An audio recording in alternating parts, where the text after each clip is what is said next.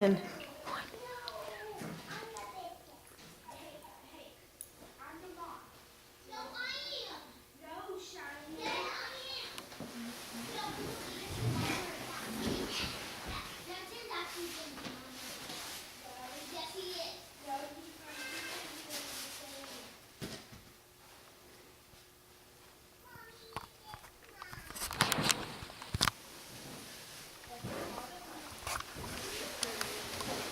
Hi, my name is Wes Wheeler, and this is a speech about how to properly throw a football.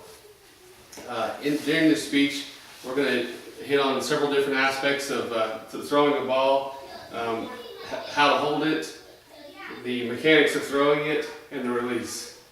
First, I want to talk to you about how to hold a ball. Every football is built with laces that you'll see here on the front. Laces are on the top seam, and it binds the leather around the football, and it also gives you, as a individual, something to grip the ball with.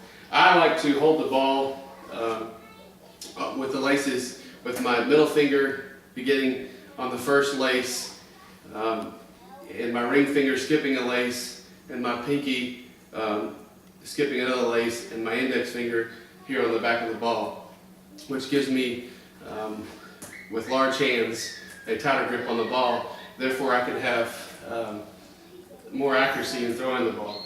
The tighter the grip that you have on the ball usually results in being able to throw the ball either farther or harder, which will deliver the ball faster to the receiver. Next, I want to talk to you about some of the mechanics of throwing a ball. First, in anything that you do in sports, you always have to have a good foundation, meaning your legs. Whether you're running and you're delivering the ball on the run, or you drop back and you're delivering the ball from a standing position, you have to have a good foundation and your legs under you, and also that your legs actually start the throwing motion. In the mechanics of throwing, your arms play a major role in throwing the ball. Your throwing arm, which is my right arm, will be up, your elbow level, vertical or horizontal to the ground, and your front arm at a 45-degree angle to the ground. Your arm placement in your throwing arm and your front arm should be holding the ball kind of in the middle of your chest. Now the throwing motion is very important here also. Like I said before, you're going to start the throwing motion with your legs, and using your left arm, your front arm, you're going to be able to clear your body, and then your throwing arm or your back arm will then start the throwing motion and actually throw and deliver the ball. And finally, we'll talk about the release.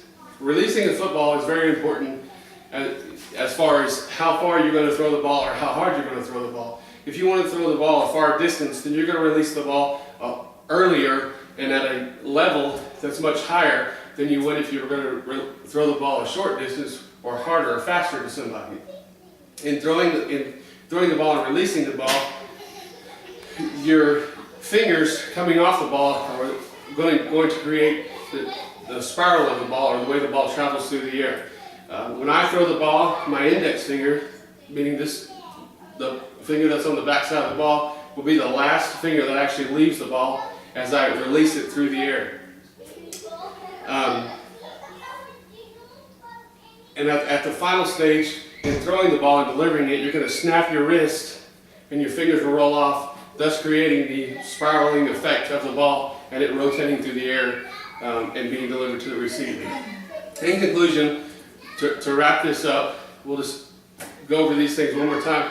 Holding the ball, you want to get a proper hold of the ball. As being a quarterback, you receive the ball from the center, you grab the ball. Most of the time a quarterback can find the laces pretty easy, and put his hand on those laces in the particular throwing method that he chooses to use. Each quarterback is a little bit different on the placement of their fingers on the laces, where they use them, whether they use the laces or not.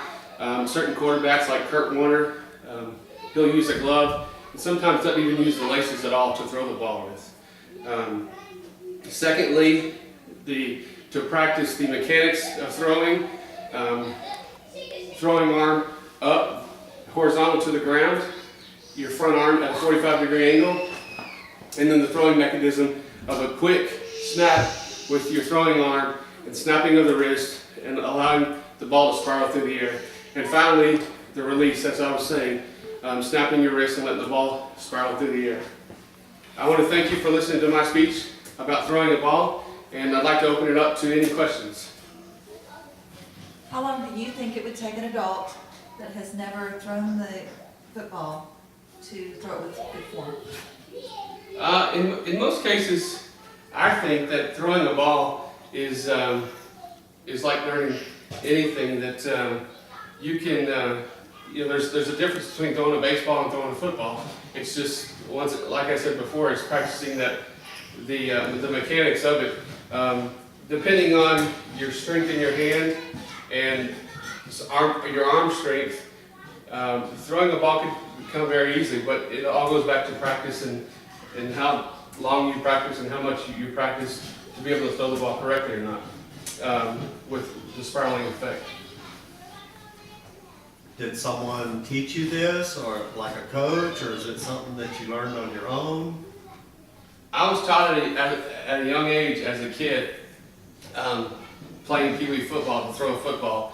And then as I progressed up through middle school and high school levels, where I was taught mechanics on how to throw the ball properly, and which increased my momentum in throwing the ball farther and harder, which made me just a more accurate, better passer of the football. I have a question. Are the only people that should learn how to throw a football just quarterbacks that are playing football, or is it just a fun sport to like stand around and throw the football? It's definitely, as myself not being a professional quarterback by no means, but I love to get out in the yard, the backyard, front yard, and throw the ball around. During a football game, the quarterback does most of the throwing, but not always does he. Is he the only passer on the field? A lot of times the quarterback can do what's called a backwards lateral to a receiver or to a running back, and then that individual can throw the ball downfield to another receiver. In